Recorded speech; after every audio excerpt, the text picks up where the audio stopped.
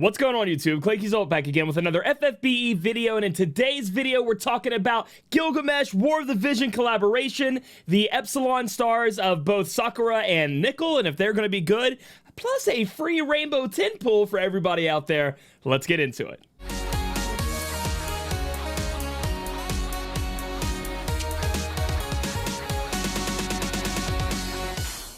Don't mind me, guys. I'm just opening up a million Twitch pages to try to get a Valorant key. Just don't worry about it. If you know what Valorant is, you know that life that I'm living. Anyway, we have Sakura of the Delta Star and Nikol of the Epsilon Star coming out in FFBE, and you know what? I do not like their outfits. I'm just gonna be straight up with you. Not a fan of this, like, I don't know, it just looked like they took their units and just splashed them with black, and they were like, put them out there. He kind of looks like Joker, though. Nikol kind of looks like a little bit of a Joker. We're gonna have the step up that you guys are used to with these two units. 40 trade-in, thank goodness. And then you could go up and you could pick one of the two if you'd want.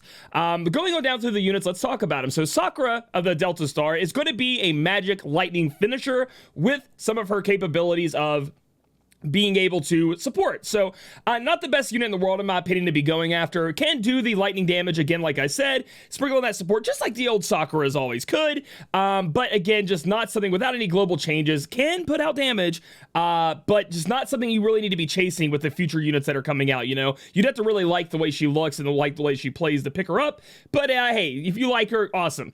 Looking at the Super Trust Master reward, we have Black Roselia, attack 12, magic 172, activate a Sage's Friend, boost LB damage, and boost magic by 50%. It's actually quite nice, especially if you're using a unit out there who wants the LB spam as a mage. It's going to be very good for you.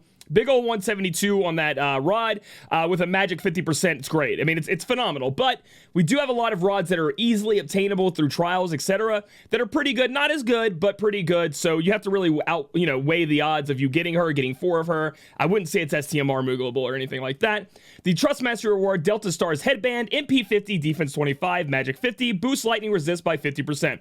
Not bad at all. Again, you're getting a high magic stat with some defensive capabilities in the lightning resist and the defense 25, and with it being just a hat and giving you lightning resist 50, even if it's not a magic damage dealing unit and you need that lightning resist, could be very, very good for that. So, it's definitely usable when you would need to. So Sakura, again, just going to be able to bust out there, and I don't know. It's just, I don't really feel her as a unit because so many units now, and we're going to talk about that in a minute, so many units now do so many different things, right? They cover everything in your party, they break, they buff, they give general mitigation, they give elemental resistances, and we're not even talking about the supporter healer units at this point. They're talking about tanks, damage dealers. They've really tried to squeeze everybody in, and this unit is a lightning magic finisher squeezed in with some support, and I just don't think she really has a place in a lot of teams, but if you really like her, hey, we're going to go over a little bit more in detail on the banner review. Now, speaking of Nikol of the Epsilon Star, a little bit different.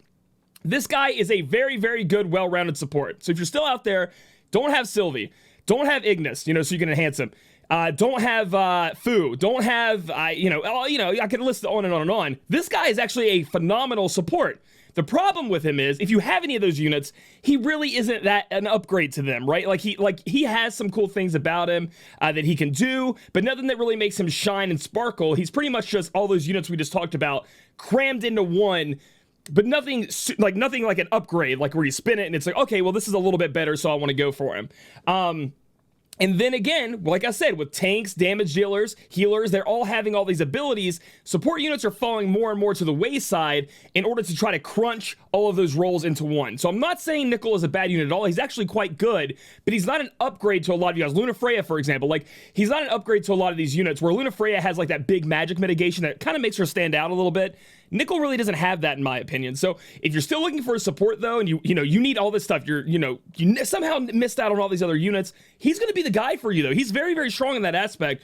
But for most veteran players, you're going to have his role filled either with other units that are non-support or then with a support unit. Looking at, he is getting global upgrades, though, so that could change things. We'll have to wait and see. Super Trust Master reward, exceptional ingenuity, boost MP and fire, ice, lightning, water, wind, earth, light, and dark resist by 30%, nullify paralysis and confusion, and fill LB gauge every turn. It's pretty good. It's pretty dang good, but the problem is, I just feel like personally that the Renoa STMR is better than this. It's a lot better than this. I never really feel too highly on the fill LB gauge every turn. You guys know that from where kind of like took the Riku's 6 LB per turn and was like, I don't need that. Because I just don't feel like it's that necessary in the game right now. It's just not... I don't know. You guys will have to decide on that. But it is pretty good, but there are a lot of STMRs that are better than it, in my opinion. So moving on down, we have Trust Master Reward, Epsilon Star's Mask, which is essentially Joker's Mask. Anyway, Defense 30, Spirit 47, Boost Water and Ice just about 40%. That's be a nice one to have in your back pocket, right? Again, high defensive stats for a support unit or a tank unit, along with having the elemental resistances that could really help you out when covering everything. It does look like he is going to have some global upgrades to his abilities, so we're going to have to wait and see how well he pops off. But he's the whole kit, man. He does everything you can think of. Like Sylvie, his LB has 50% mitigation, buffing all the stats by 200%. But then again, this is why I prefer Sylvie to that, right? Like, everybody on my team almost can do the general mitigation buff at this point. Like, I have a unit that can do that. What I don't have is a unit that can give me barrier and high elemental resist on that LB. That's why I like Sylvie. Like, that's where I'd be going with Sylvie over... And there are other things to consider, factors, but Sylvie just withstood the test of time, and if she gets buffs, because she's supposed to, because it's an Easter, you know, I'm talking about ability awakenings or latent abilities, she's going to be right back on top. She hasn't even fallen down. It's been a year, so that's kind of insane. Then we have Colundo. Just makes me think of Lupin the Third. I don't know why. Obviously, Lupin the Third. Sorry, it's not... I don't know. It's not Lupin. Is it? It's Lupo. You know why I'm thinking Lupo? Because of the stupid Valorant. I'm watching this stream. Okay, listen. Anyway, you guys know what I'm talking about. The old anime, like, you know, thief kind of stuff. He kind of fits that role there with the way he looks. His boots, defense 30, spirit 30, nullify silence. Not the greatest in the world. And then being sadly, you just have to overlook these units in most cases because it seems like they've totally forgot about the 3 and 4 star tower thing. Or dungeons or trials or whatever. Like, is that ever happening? Then we're going to go on and move on to Gilgamesh. Now, you guys know I've been in love with War of the Visions. I've been posting videos like crazy. However, I'm not the biggest fan of the Gilgamesh sprite in this. It looks, to me, it looks too much. It just looks too much. I don't like his face. I think they could have made his face pop out a little bit more. It kind of looks blurry in a way to me. Instead of being like again, I've shown you Vivi. You remember Vivi from last week? It just looks too much to me, so I'm not a fan of it.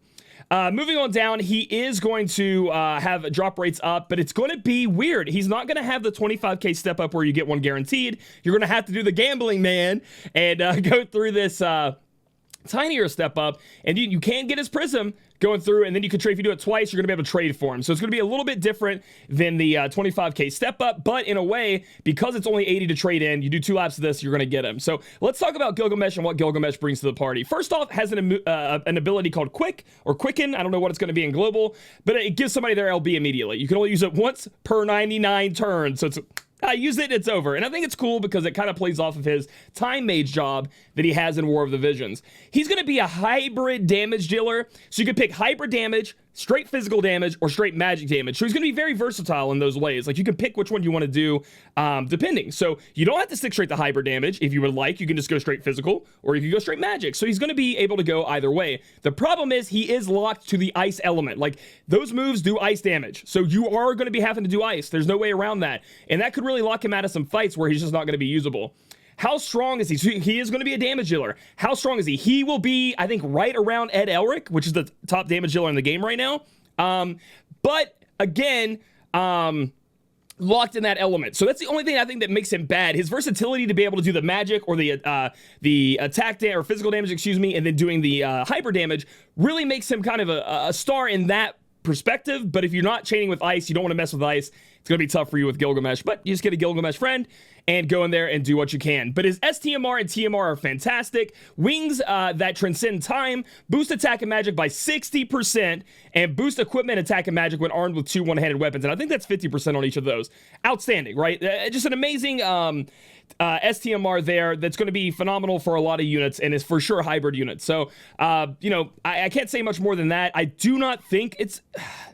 It's tough for me to say if it's STMR moogleable. I don't think it is, but you guys probably will kind of push me a little bit and say, yeah, it might be. Looking at his Trust Mastery reward, which I think is awesome, it's his helmet. Helmet of the Sworn, which should be a hint to what kind of ice unit? Helmet of the Sworn?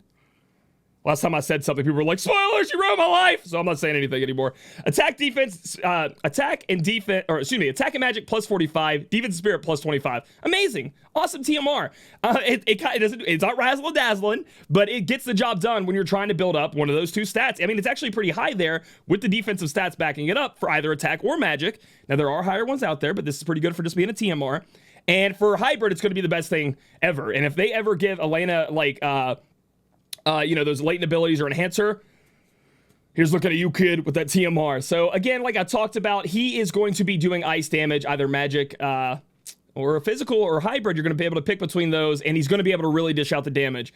You're just going to really have to hope to find one on your friend list, because you want to be using another Gilgamesh because locked into ice damage. And ice really fell off since Fravia kind of went away, in my opinion. So not a lot of people are using ice.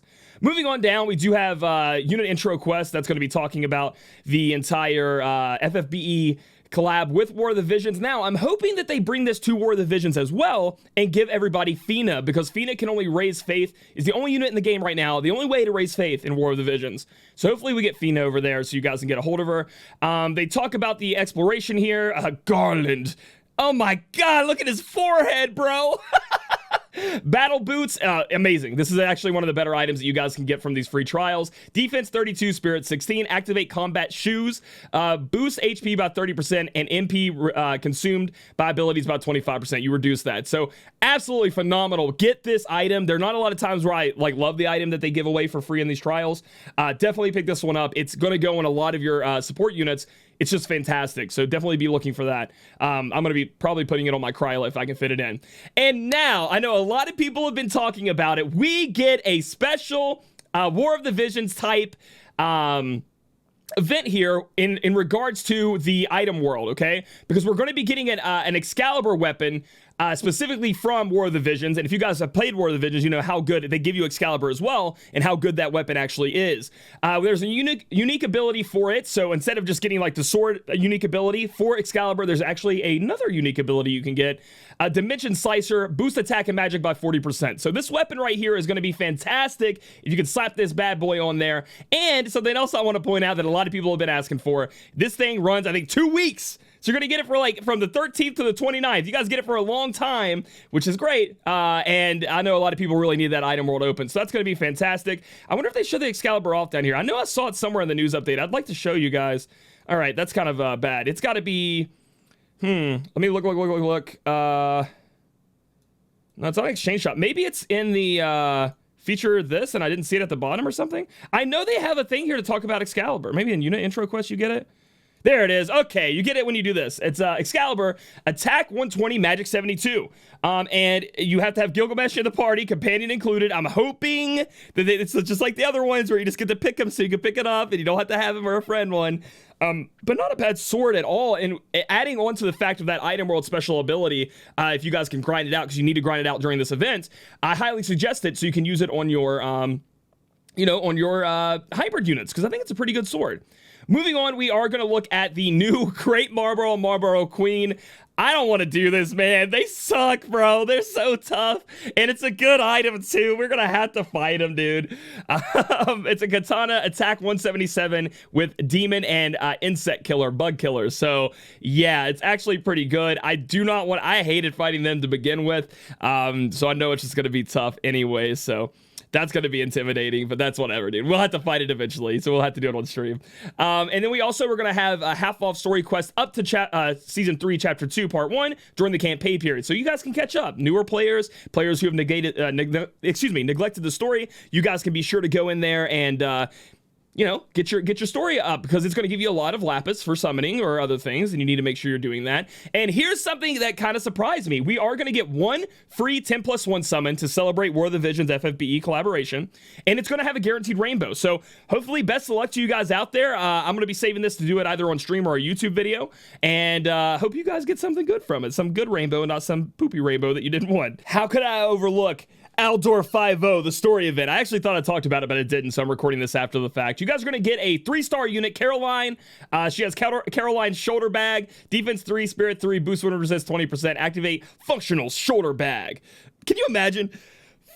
Functional shoulder bag, like that being your fucking move. Great. Boost HP by 10% and attack by 20%. Not that big of a deal, but you're just gonna go through and learn about him, get some of the cool story stuff. And Aldore police medal, badge up. It's actually pretty good. Look at this. It's kind of like a mini little Wake and Rain little STMRs, a little bit, just a little bit, not the best, but yeah, that's what is going on this week. You guys have some stuff you got to complete with trials, and you're going to be grinding that item world, because I know you are. And something they didn't post on here, but they posted in the JP version of the game, is of course with everything going on in the world, with the illness and stuff like that, they are going to start being affected by it. And hopefully they've set up precautions, they said, to where the schedule won't be messed up too much, but be prepared for delays on things they talked about they were putting out. And that was on the JP version. So I'm assuming that's also going to count for global. So just be aware of that, guys, and cut them some slack during this hard time. Just like I hope you guys are safe out there with everything going on. So if you guys like this video, give it a thumbs up. Comment down below if you're pulling for either of these units. I want to know how many people like that Gilgamesh out there for more of the visions. Subscribe for future content here on YouTube. Follow me on my Twitch channel, twitch.tv/Claic Yuzolt. And I'll catch you guys in the next video.